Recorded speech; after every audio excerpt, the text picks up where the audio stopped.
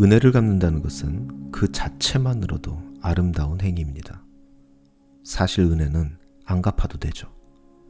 원래 은혜라는 말은 갚을 수도 없고 갚을 필요도 없는 것이라는 그런 의미를 품고 있는 말이기 때문에 사실 은혜는 안 갚아도 되는 겁니다.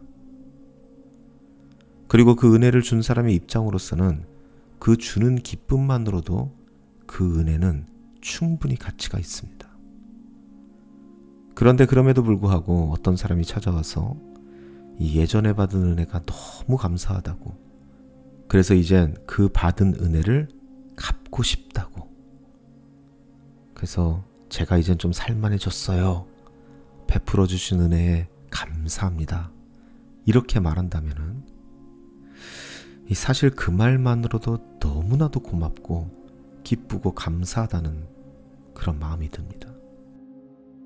그래, 인생은 아직 아름답구나, 아직 살만하구나, 이런 생각이 들게 되죠. 사실 요즘은 이 은혜를 은혜로 갚기보다는요, 오히려 은혜를 원수로 갚는 일들이 더 많이 생기고 있지 않습니까? 특히 저처럼 그렇게 크지 않은 공동체를 섬기고 있다가 보면 정말 자주 경험하는 일입니다. 이러니 이 은혜를 갚겠다고 하면은 참 그 말 한마디로도 감사할 수밖에 없는 것이죠. 자, 이렇듯 은혜를 갚는 행위는 아마 우리가 인생을 살아가면서 경험하게 되는 가장 기쁘고 충만한 순간 중에 하나가 아닐까, 그렇게 생각합니다. 자, 그런데 여러분, 그 은혜를 갚아야 한다라고 말하는 사람이 있다면, 그 은혜를 갚지 않는다면 각종 불이익이 따를 거라고 말하는 사람이 있다면, 여러분, 그 사람은 은혜를 베푸는 사람이 아니겠죠. 그 사람은 그저 사채업자일 뿐입니다. 이게 상식적인 이야기죠.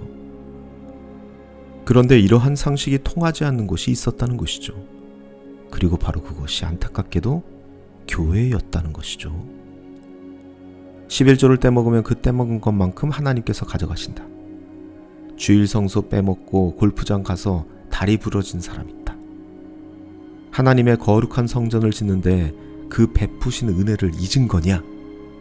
이런 말들 사실 낯선 말은 아니죠. 주신 은혜가 있는데 라고 하는 이 논리는 졸지에 하나님을 그 아버지의 자리에서 사채업자의 자리로 끌어내리고 말았습니다. 하나님께서 의문의 일패를 당하신 거죠.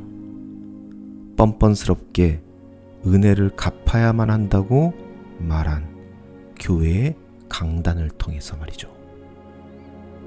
목사들이 모인 자리에서 제가 이런 말을 꺼내면 언제나 예외 없이 돌아오는 반응이 하나가 있습니다. 그렇게 안 하면 어떻게 건물을 올리고, 그렇게 안 하면 어떻게 교회가 운영되냐는 거죠.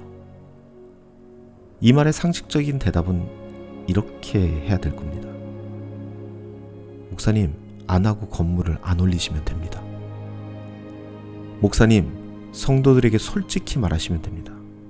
괜히 하나님께 은혜 갚으라고 하지 말고 교회 운영해야 하니까 헌신 좀 하시라고 솔직하게 말하면 됩니다. 괜히 애꿎은 하나님 사채업자로 만들지 말고 말이죠. 이 교회에서 성전 건축이나 대대적인 리모델링을 하게 될 때 이 목사들이 단골로 사용하는 성경 말씀이 하나 있습니다. 레위기 22장 32절 말씀이죠. 오늘은 그런 목사님들께서 자주 사용하시는 이 개역 한글판으로 한번 읽어보겠습니다.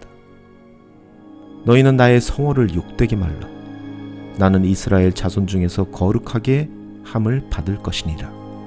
나는 너희를 거룩하게 하는 여호와요.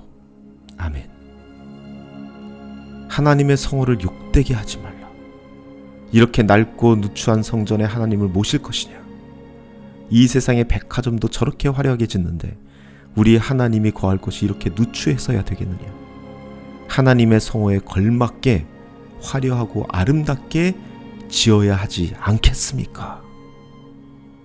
이렇게 강단에서 선포하면 정말 그냥 착한 우리 성도님들께서는 아멘 아멘 하면서 자신들이 그동안 하나님께 소홀했던 것에 눈물을 흘리면서 가슴을 치고 집문서 가지고 나오시고 아이들 학비 찾아가지고 나오시고 그랬던 것이 지금껏 저희들이 보고 들은 교회의 상식이었습니다.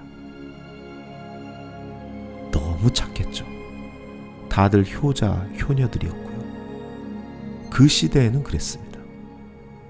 그렇게 무력하고 착한 사람들이 교회에 나왔습니다. 하지만 지금 그들의 헌신과 애씀은 기억으로만 남아 있습니다. 결국 하나님의 성호는 욕되게 되어버렸습니다. 그것도 너무나도 치욕적인 빚쟁이 하나님으로 말이죠. 잘못된 상식이 낳은 너무나도 큰 비극입니다. 더욱 안타까운 것은 이 비극이 지금도 여전히 계속되고 있다는 것입니다. 왜냐하면 그 상식이 아직도 깨어지지 않고 있기 때문입니다. 하나님의 성호를 욕되게 하지 않는 사람이 과연 누구일까요? 하나님의 은혜를 거래로 만들어버리고 빈 문서로 만들어버리는 그러한 사람들일까요? 아니면 하나님의 은혜를 그저 은혜로만 남겨놓은 그러한 사람들일까요?